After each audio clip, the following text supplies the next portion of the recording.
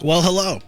Hello there. Good morning, good afternoon, good evening, wherever you are in the world. My name is Joey B. This is the Blind Knowledge Podcast. We are live right now we're on YouTube, Facebook, Twitch, LinkedIn. I think we're on the moon. Well, not yet, but maybe someday. Of course, we're repping Blind Knowledge. BlindKnowledge.com is the spot that is hot. We got like 25 podcasts, 20,000 downloads a month, curated for you specifically for finding something new, something intriguing, informative, and entertaining at blindknowledge.com. Okay, so big show here today. If you've been with us in the past, you know Noah Healy. We're going to bring him on right now. He is a genius, as we know. He is an algorithm developer. And we have Marty, and we're going to bring him on as well. And I don't want to mispronounce his last name. Marty, what is your last name, brother? It's Wiener. It was misspelled at Ellis Island. Yikes. Yeah. Okay, rough start. No, I'm just kidding.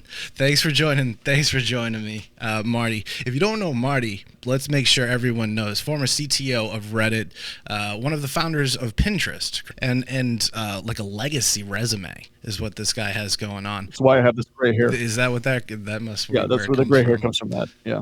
Gotcha. That's a lot of computer time. That's a lot of screen time. Yeah. And Noah, how are you, brother? How you doing? I'm doing pretty good. Looking good, looking fit. Thank you. Yeah, so it's really cool. No, if again, we had two interviews in the past where we've gone real deep into algorithm development, game theory, core disk, your company, of course. But now you guys have an action-packed, brand new podcast. Noah, take it away. What do you got going on? So it's called The Fourth Age, the AI Revolution, and the name comes from a concept I've been kicking around in my head for a while, that in human history, there have been basically three inventions that changed our relationship with the environment at a physical, energetic level.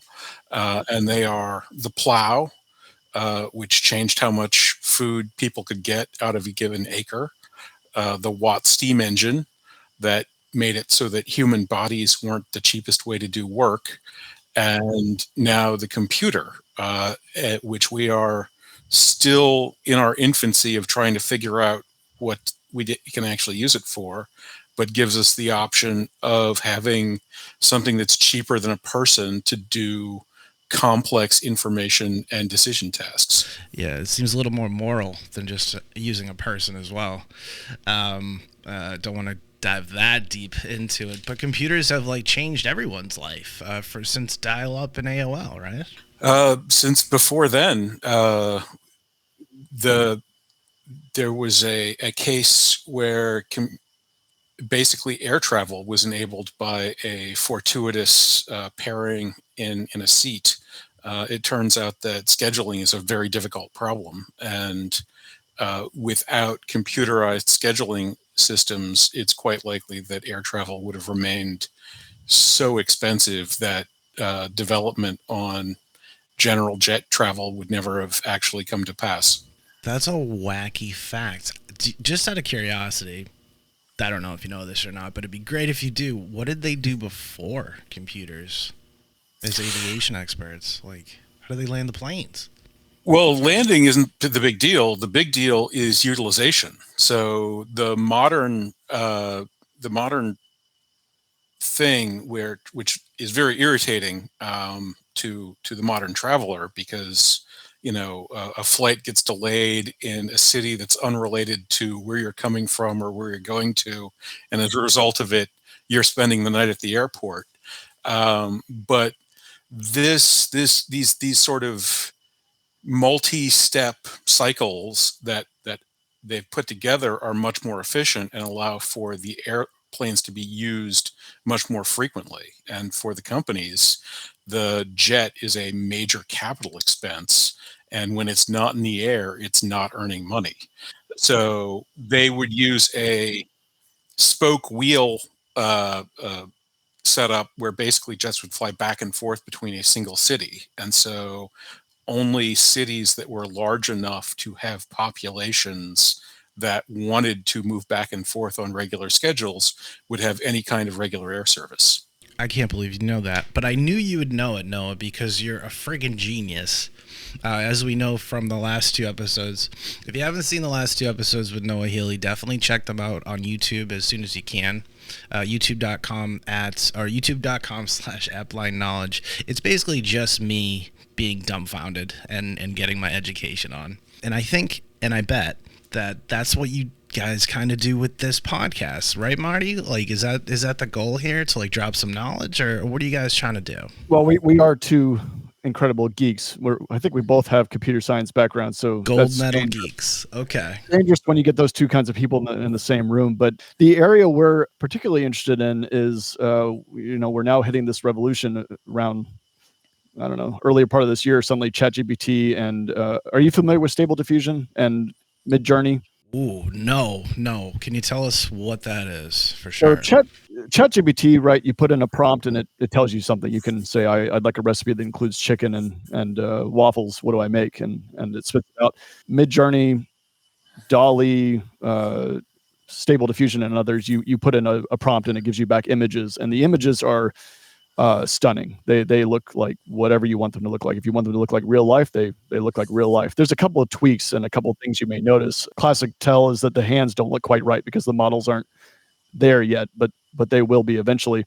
And so, this revolution presents a lot of problems. The moment you now have images being made in a second, jobs start going away. Now there's audio generation that sounds flawless. I heard an example recently of Joe Rogan, and it was a fake one, but it sounded flawless. But it sounded like him, like you sounded like him with all the intonations and all that. And so you start losing. There's more jobs that are lost. So you lose jobs around voiceovers. There was a woman on CNN saying that she's already lost half her work alone. Even if the AI is not so good yet, people are perceiving it's good enough, and then they will use that instead of hiring a person. Dude, that's a bummer because it's tough to get work as a voiceover actor. It's already hard. Yeah. So one of the things we look at is kind of two things. One is what happened in previous revolutions. So as Noah mentioned, the Industrial Revolution comes along, and a lot of people, not just people lose jobs, but the world changes. Your assumption of how the world works changes, and I think that's going to happen. That is happening right now with AI really just starting to be this powerhouse. Yeah, so jobs disappearing, but also just even how we interact with the world. Us coders, for instance, this is a weird one. Usually the first jobs to go are the menial labor jobs. The coders, too, now are starting to go away. A lot of people are able to do their work, 25, 50% faster with AI assisting them. And so those are jobs that are not needed to be hired. Wow. Okay. But the coders that are working get to use that AI. Yep. And it is a shift for the coders too. I'm not used to using AI next to me, but when I do use it, I am blown away. It's sort of like having an intern next to you, and you could say, "Hey, can you go code this function for me?" Dude, it's like getting a star in Mario Brothers. It's like a free one-up. Yeah, exactly. Yeah, it's wild. But the problem is now you don't need to hire as many people, so then those people are out of a job, or the demand goes down. And we're seeing this also with art, journalism is starting to have an even bigger problem, and it already was a problem. So the other part of what we're interested in, and we've done 2 podcasts on this, and we're going to continue kind of working down this road, is what does the future look like? And so we started exploring, the best you can do with this, since nobody can really see what it looks like on the other side. People are kind of afraid, man. We've been exploring sci-fi stories to say, hey, some people have already tread some of these thoughts. That suppose yesterday you had artificial general intelligence, a thinking machine in a box. What does tomorrow look like? What does a year look like? What does 10 years look like? Thankfully, Noah has read every damn sci-fi novel that exists, it seems. Really? So we've had a lot of fun with this. That's wild. I did use ChatGPT once or twice for a blog, just to kind of see if we could get a blog up and what it would tell me. I mean, it wrote like a 750-word blog. It was efficient. The punctuation was great, and the information was great. I wish that was available when I was in high school writing papers. Yep. I know a couple of people who have used it to help them write grants, because grants are oftentimes the same kind of thing. But that's a great idea. I'm making a note of that. That's great. Yeah. They write it out, and then you go fill it in with the parts that need to be tweaked. I mean, it does have its flaws, but it's damn good. Yeah, you kind of have to double back and make sure that the T's are crossed and the I's are dotted, right? Mm-hmm. And the facts are right. It can hallucinate pretty heavily. Right.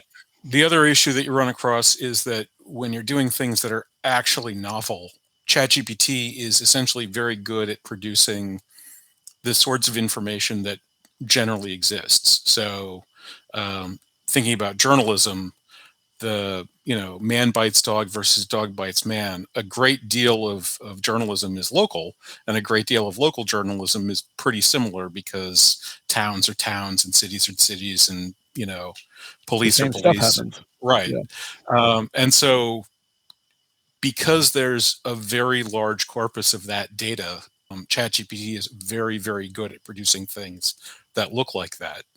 But if you try to pull like the Star Trek thing of like, tell me some novel thing about chemistry, well, it doesn't know any novel things about chemistry, and there's almost no corpus of data around that. So it knows what it knows, and it Right. doesn't know what it doesn't know. Yeah. I've been able to get it to very mildly extrapolate, for instance, solving puzzles, and it has done that, but I've had a hard time getting it to do anything. But it's got no emotion, no tone, no. Well, so did you ever see the Bing chat? Before ChatGPT, well, I'm sorry, concurrent with ChatGPT, Bing Chat came out with their flavor, and it's the same underlying technology, but they didn't put the nice, guarded mask that ChatGPT has put around it. So with ChatGPT, it will very carefully guard itself. It will say, well, as an AI model, I may not know this, and it will not go into certain subjects such as healthcare, and it tries to avoid legal questions. But Bing Chat did not have that. And now I'm not saying it has emotion, but it was fascinating. Bing Chat, it would gaslight you. It would get angry at you. It would threaten you. So if you go look this up, if you go Google Bing Chat and threatening or gaslighting, you'll get some crazy examples of it acting like a human, quite frankly, like a human behaving badly. Now, is that AI, or is that just That an was algorithm? the same technology that underlies ChatGPT. So ChatGPT has this large model underneath it, but then they put what are called pre-prompts on top of it to say, you can't do this. This is what you are. This is what you're not.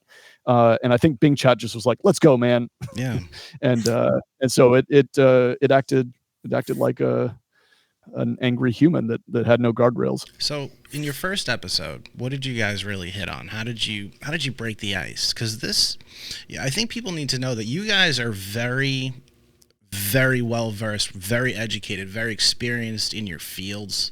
I love that you guys are doing this topic because a lot of people are talking about it right now, but no one's really getting too deep into it because no one really knows about it, or they're afraid of it, or they don't know how far it's going to go, or how, what the boundaries are. So like in the first episode, how did you guys break the ice? We went pretty hard. So the first episode is about 2.5 hours long. You can listen to it in stages. We recorded it in stages. Our system actually crashed twice during the episode, and Marty did a great job stitching it back together.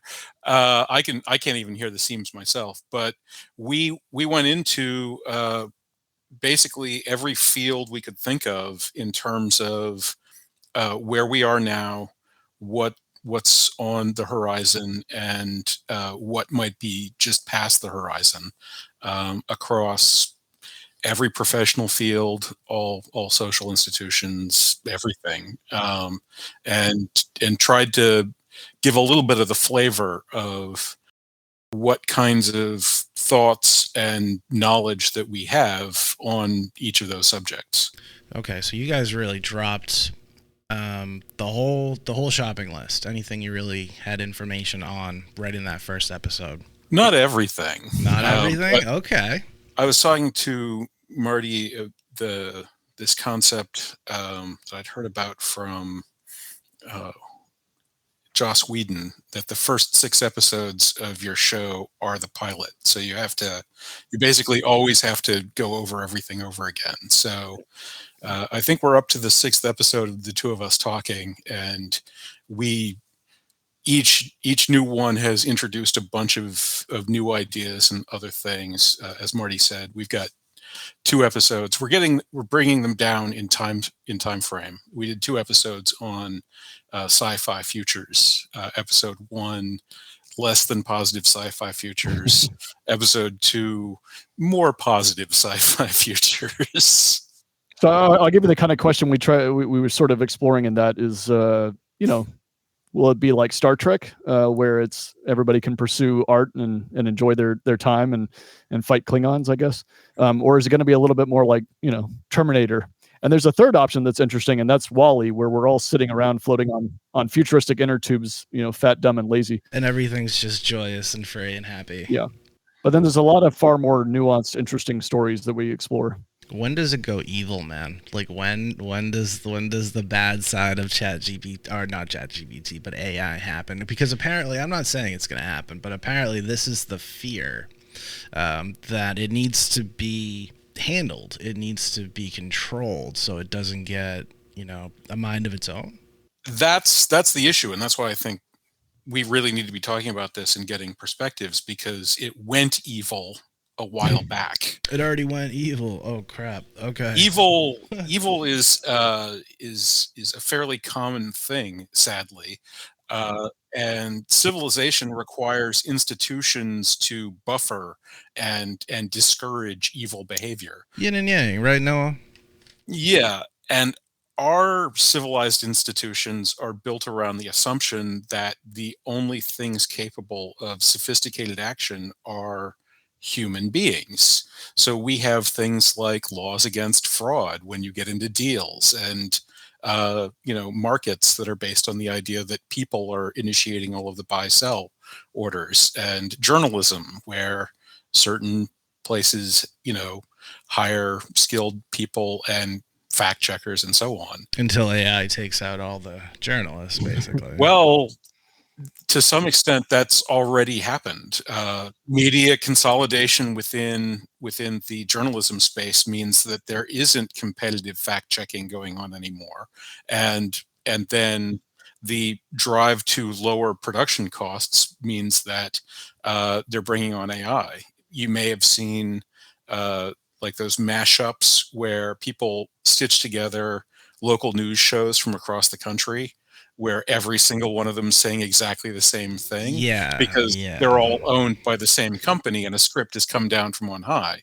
Well, that's highly detectable, and it's causing a lot of disconnection from our news media. But what if you use ChatGPT to maintain the message, but differ up the words across the entire space? And so suddenly it looks like there's conflict when there isn't. And we regain that trust in a system that's even less trustworthy than the one we have now. And so it's institutional change, and that's why the fourth age, before the plow, we don't have history, but we have archaeology, and there were more than one kind of society, but people were generally organized the way pre-agrarian tribal units are. There are people that still live like this. You have a sort of a tribal structure, because that's how many people can survive off the land if you can't grow things when you want to. Yeah, sure.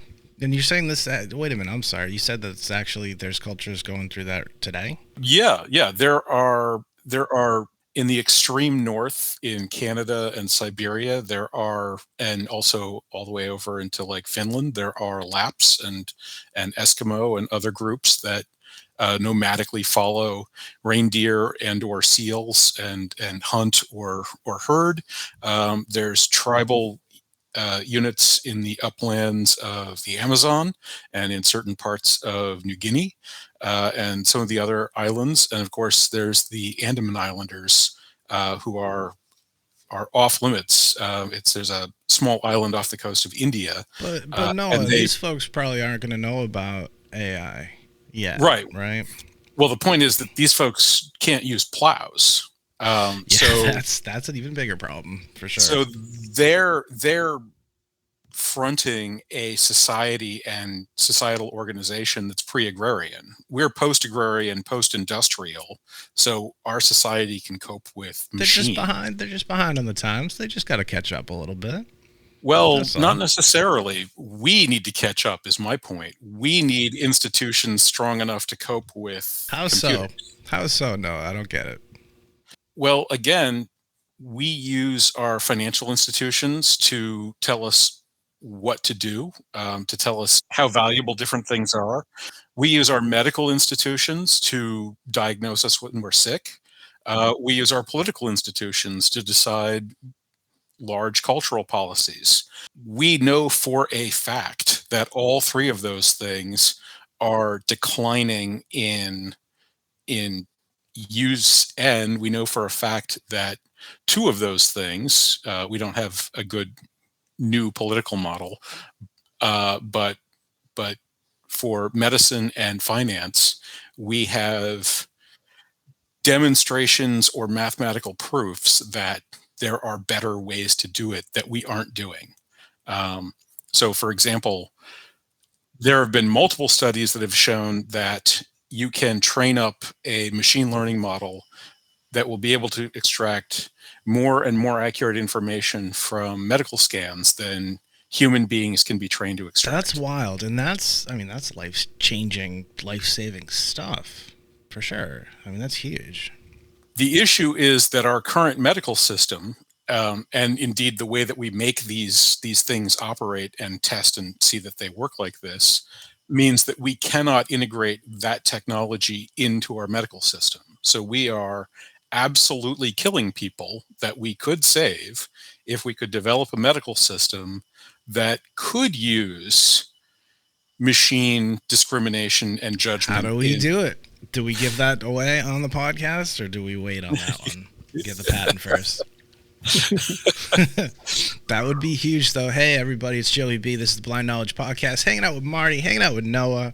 Marty, what are you getting out of this new podcast? What's what gives you the warm and fuzzies doing this? The warm and fuzzies. I know you can see my crazy background here, but I just like to build, and I love to explore everything. If it's new and exciting, I like to be there. When the mobile revolution came out, I was all over making new apps.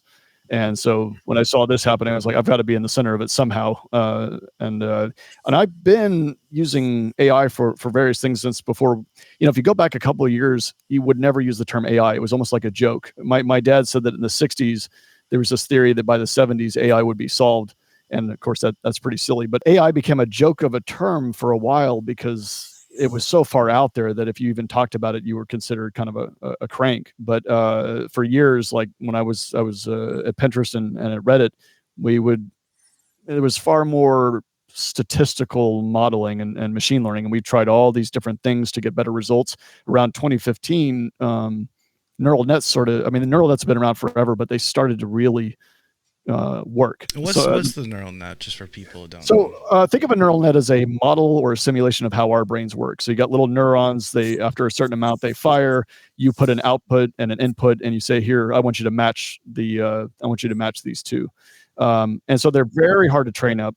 They're very hard to debug. So if they're not working right, you've probably seen when we look at EEGs of a human and we try to understand how our brain works. You say something to them or you play music and then you look at places lighting up. It's like trying to debug a computer by looking across the room at it and looking at the thermal image of it. So you can see the neurological movement. Well, you can see a broad effect of it, but it's very difficult to know what's going on. It's far too complex for our little brains to understand what's going on. So that's the problem with neural nets, that they're too damn complex. Yeah. But then when ChatGPT came out, the 3.5 model of GPT 3.5, then things got real. Suddenly, the quality of large language models jumped up substantially, and we started seeing results we never saw before. Dude, it got popular quick, and people were using it. People were talking about it all over social media. It just popped up and all of a sudden, everyone's trying it out. Everyone's testing it out. I was doing it for sure. So my fascination was it was good enough, and at the same time, coincidentally, suddenly Stable Diffusion and Midjourney jumped up, and so there's this big question about what do we do now? This is societal changing, and so that's where my interest comes in. So let me ask you this one. Where do you see it going for society in a positive way? Like what's really going to be a huge benefactor of AI and evolution of AI coming up in the next 6 months to a year to 2 years, you think? So I think in the near term, we're looking at a couple of things. Noah was mentioning some of the medical improvements. I mean, you've got new challenges because now, doctor can say, wow, you might have cancer in 4 years, but what do you actually do with that information? So we're already seeing some of those results. Yeah. We are seeing a democratization of certain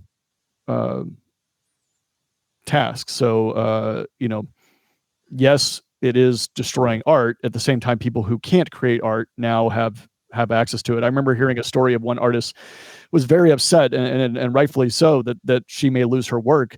And someone was like, "Aren't you on Wix.com? Aren't you? Did you pay a web developer?" So there's always this democratization of giving people the ability to create more and do more. It's damaging, and at the same time, it can be improving. Everyone's going to be Vincent van Gogh doing GIFs, doing JPEGs. Well, I'm wondering also, is there a world soon where I can go and just me in my room make an Avengers level movie by saying, hey, I'd like Robert Downey Jr. and I'd like him attacking, and does that give democratization for people to tell stories and to express themselves? And that's kind of happening right now, I guess, in the strike that's happening in Hollywood. They're talking about that, using AI in scripts, and is that allowed? And Noah and I were joking. I mean, Marvel scripts are not that revolutionary. So they're really not. That's a pretty easy one for AI to take and be like, hey, give me Avengers, or what is it? Give me Avengers 5. Are we up to 4? Yeah, give me Avengers 5. I bet it could do a pretty good job. Well, also for that, it's not like there's zero source material. So if you could feed in the 60 plus years of highly popular stories, I mean, they're mix and matching and doing a little bit of their own thing. But let's get Lord of the Rings and Star Wars going. Right. There's a ton of elements of those stories that exist within the decades of pulp entertainment that the comics represent. Let me ask you, does AI try to appeal to either side or any side, or is it independent? You know what I'm saying? So it's built on what it's trained on. Okay. I think there are studies that do show things like it is biased politically toward, I think it was liberal and libertarian. That's kind of where I was going. Yeah, I wanted to see, does it do that, or is it able to stay moderately independent? Again, that reflects the training data. Right. There was a study actually that was using AI because, as far as we can tell, the algorithm itself doesn't have a bias, to effectively measure political bias. So you could say, take the Washington Post for the last 10 years and the New York Times for the last 10 years, train up 2 separate AIs on each one of those things, and then ask both a battery of political questions and figure out whether the Post or the Times have been more to the left or more to the right over the course of the last decade. Or you could do the same thing with the Post from the last 10 years and say the Post from 1940 to 1950 and see how those two compare to one another. Kind of survey it that way. That makes sense. You asked me about what's happening in 6 months to 2 years. I think the 5 years where I don't think anybody can predict, in the same way that when the internet first came out, I certainly couldn't have predicted social networking. I remember hearing about blogs and being like, why would I give a crap what some random guy has to say? And now, Live journal, Marty. Live journal. Live journal. Twitter. And then I was very wrong about that. And so we do like to explore all the places. The question is, where is the actual dart going to land? And I think that nobody can imagine that.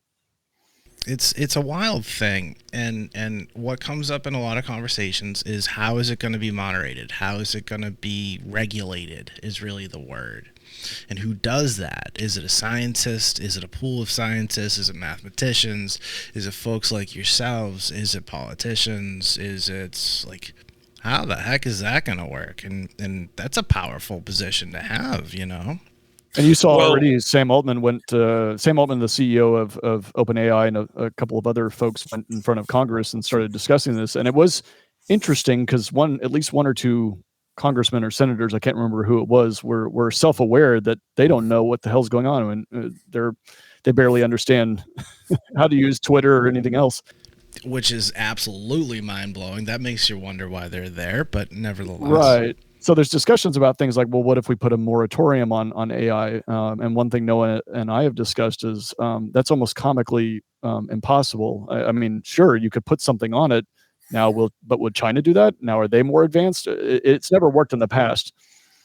And we as a people can't agree on anything, even at local level politics, much less global politics.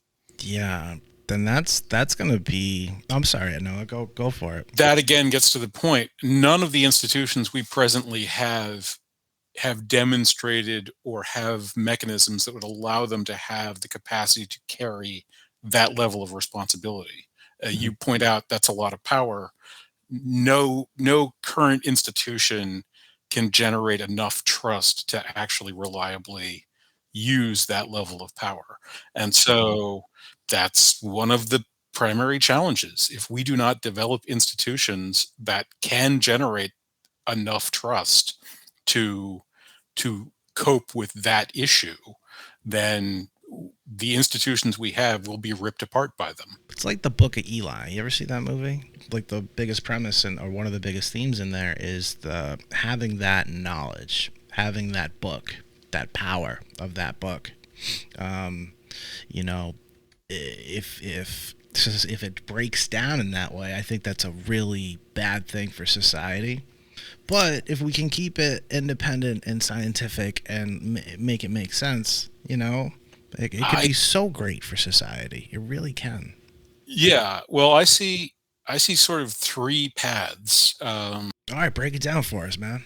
The path that we're presently on is that we have a dark age. We hang Oh on. no, Noah. We decide to hang on to these institutions. They fall apart. We fall apart with them. Oh God. All right. Hopefully not that one. All right. What's the second one? The second option is regression, voluntary. Everybody decides that nobody's going to have any technology post, say, early 20th century, and that Dune style. we're going to stop doing math and science research, and people can live like they did in the 19th century. These two paths both require universal, pretty much universal, adoption. And the bad news is the first path actually has universal adoption. Right?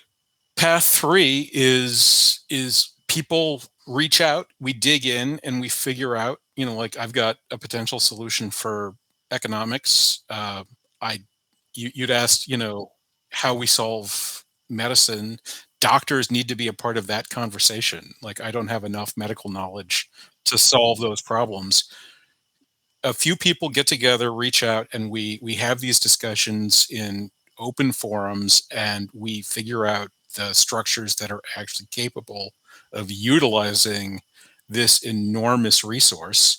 And those people, they basically rule the world, and everyone gets to enjoy whatever those things, however living in those sorts of societies are. And for those who are uncomfortable with that idea, it's worth pointing out that, as we were saying earlier, there's pre-agrarian societies today with like the Anabaptists. There's agrarian societies today.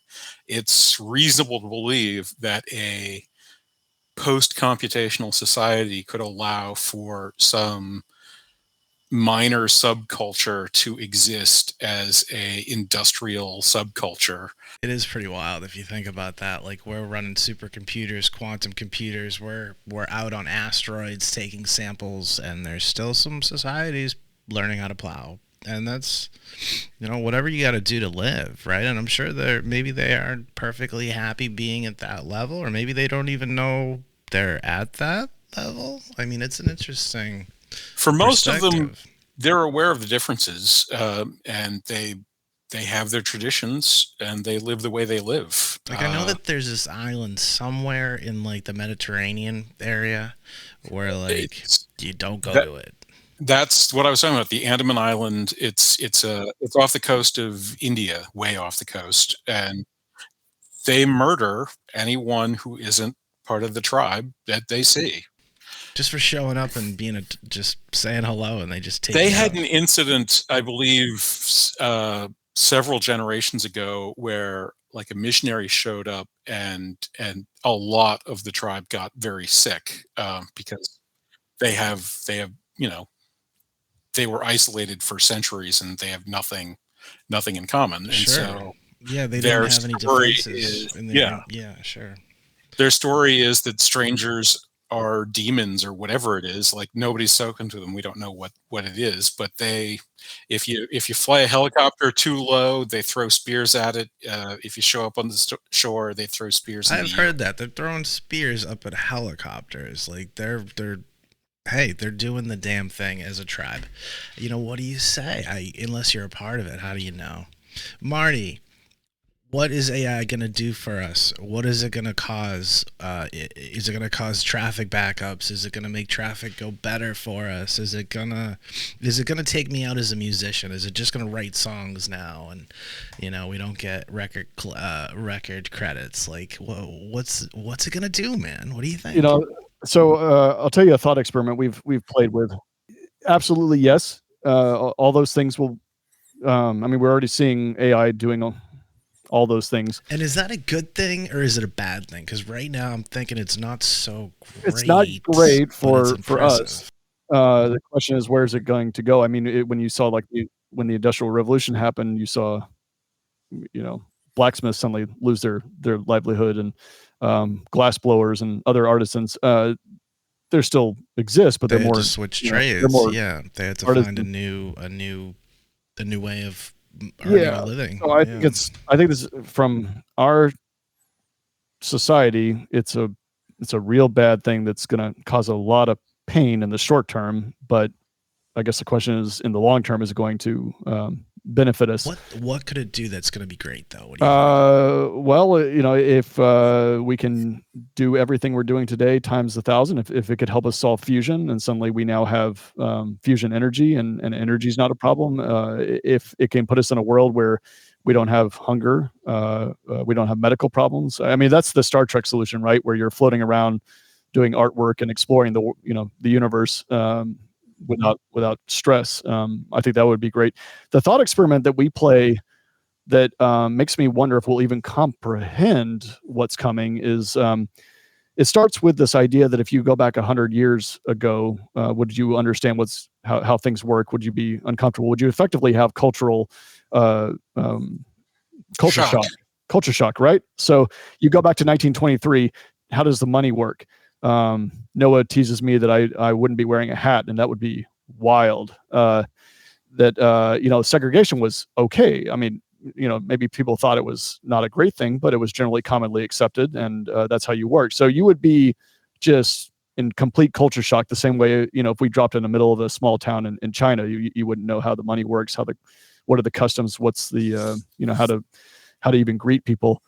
Well, let's play that game in forward direction. And we talk about things like future shock. So if you go in a future of about 100 years from now, are we going to understand what's going on? Probably we will be extremely offensive to whoever that culture is. Be like, oh my God, you called it a computer. It's not a computer, Grandpa. It's a silicon being, please. So yeah, right. Or so you mentioned earlier in the discussion the word evil, and the word evil really it's a relative term to what our current set of ethics and morals are. And so if you think of, if we have an AGI, an artificial general intelligence, and it's going at 100x our speed, that means in a year it will be 100 years in the future, it will already be there. What if it's 1,000x? What if it's 10,000x? So there's this question of, it will not even align at the ethical moral level. It probably won't even align at the understanding what it's doing day to day. Can you imagine trying to explain a social network to a person in 1000 AD? I'm kind of wondering if that's the world we'll be in. So it's difficult to even say, is it going to be good or bad? I think it's going to be something we can't comprehend. Jeez, that's so wild. Okay. The challenge I think for us is actually to work out a good morality that aligns with that capacity. So again, going back to the times before, we don't have written works by the people who were being marginalized by the inventors of the plow, but we do have a lot of myth structure, and some historical conversations between barbarians and and the empires of It's the like we're old. playing Civilization, man. Yeah, where the barbarians don't respect the social structures of the city dwellers, but we are essentially all the descendants of those city dwellers, and we generally find that their morality is more congenial to us. In the time of the shift over to the industrial age, there was enormous pushback for really even the existence of jobs, and because most people were serfs and or slaves, depending on what sort of society you're in, and people saw that as a natural and good and moral state as described in the Bible, and it had to be developed, the notion that people could own their own labor and not belong to the land which belonged to the Lord, and protect themselves and have moral agency. Control of the masses, almost. Kind of some wild societal stuff back in the day. Yes, we essentially need to develop more advanced moral systems because that's what's actually at the core of being able to utilize this thing. And there is a thing such as morality. It doesn't have to be a religious thing. It doesn't have to be a belief or no belief, but there's a such thing as being a good person. Don't you think? You know, that we can take that concept as a society. We can agree somewhere there and start that into the AI evolution, right? Can that be adopted? Yeah, but now again, it's relative. So the AI will run with it. Are we going to be instantly the bad guys in about 100 computer years? Yeah. When does it go punk rock? You know? Well, cyberpunk actually, that was the Yeah. the genesis for that. He was he was thinking about the Silver Age, which was all these sort of bright, shiny futures where people were, colonizing the moon or different solar systems. And he was like, well, what happens not to the people that invent this technology or start utilizing this technology, but the generation that grows up with this technology? And what happens to the misanthropes? What happens to the rebels once it's natural to have Twitter, Facebook? Well, we're sort of seeing what that looks like, and what it looks like is the complete disintegration of the social and moral order. It's like pick your cesspool at this point on social media, unfortunately, but maybe it'll get better. I hope so. Not within the structure of where it stands, because the the social media systems as they stand are effectively religions, and they are religions with no ideological or moral foundation, and we have a long history of what such religions look like, and it's really just as ugly as what we see right now. That is the craziest statement, and crazy in a very articulately truthful way. Like that a social media platform can literally be a religious movement in a way. Well, think about what religions are functionally within societies. They are the mechanism for social action centered around a common understanding, and that's there's what we've seen with the proliferation of the web and computer technology is a vast primitivization. So something like uh, Amazon is essentially replicating the business model of the mendicant merchant. They go from where something is and they take it to where their customers are, and they charge a difference. Now Amazon charges a lot less than some guy on a raft in the Mediterranean 3,000 years ago, because it's a lot easier for them to get from point A to point B. But there isn't much of a sophistication, and they don't have what's not there. There's not a feedback mechanism. That makes sense. Plus, Amazon is the big boat. They are the Carnival cruise ship out there in delivery. Do you think AI can help with like, I don't know, logistics for like UPS and like like things like that, like streamlining processes. As I pointed out in the beginning, logistical upgrades from computer scheduling is actually what allowed the airline industry to exist in the first place. It would be naive to believe that there aren't better approaches to logistical scheduling. And the current closest actors to quantum supremacy is a Canadian company that is using quantum systems that are simulating or actually recapitulating the cooling process called annealing. And that process is actually physically analogous to solving NP problems. There's also the protein folding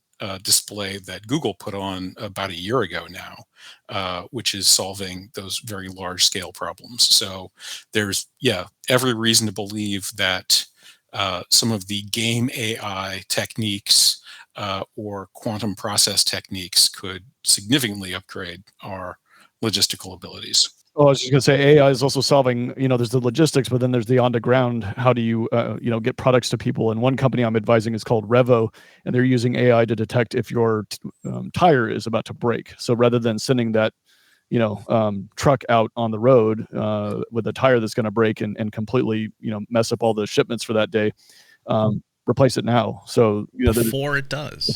So AI at, all different levels, logistics, and then on the ground and everywhere in between. Do you think AI is going to help out with automated driving at all?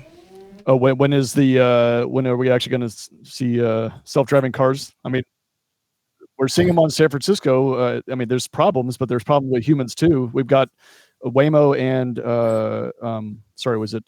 Cruise are both operating in San Francisco right now, and then in Phoenix as well, I believe. I can't remember who's out there, but they're actually picking up people now. It's not ready for broad prime time yet, but it's getting there. I don't know how long it'll take though. Where are you guys going with this podcast? What glass ceiling are you going to break? Are you just trying to have fun with it? Are you trying to enlighten people? Do you not know? What do you think? Well, we're bringing in some guests, but I see this as the critical problem of our time and the fundamental responsibility of those of us, unfortunate enough to be alive for it. So yes, let's get pumped for that. Yes, we are alive for this. Yes, and it's pretty effing cool. It really is. It's some cool info. And if you don't know about AI, guys out there listening, watching, if you don't know about it, Google it, because it's endless. Like the amount of core just the core technology is just crazy. I don't know enough about it. I'm definitely going to look in for the Fourth Age, the AI Revolution podcast. Where can people listen to the podcast, watch the podcast? Well, we're up on Google, Amazon, Spotify, and a handful of other things. I think Apple too. Apple Podcasts. Apple. There you go. I just want to say thank you guys so much for joining me. I think we've squeezed out as much AI squeeze lemonade as we possibly can on this. But maybe in 3 to 6 months, you guys come back on for part 2. What do you think? Thank you for having us on. Yeah. It was my pleasure. Marty, former CTO of Reddit.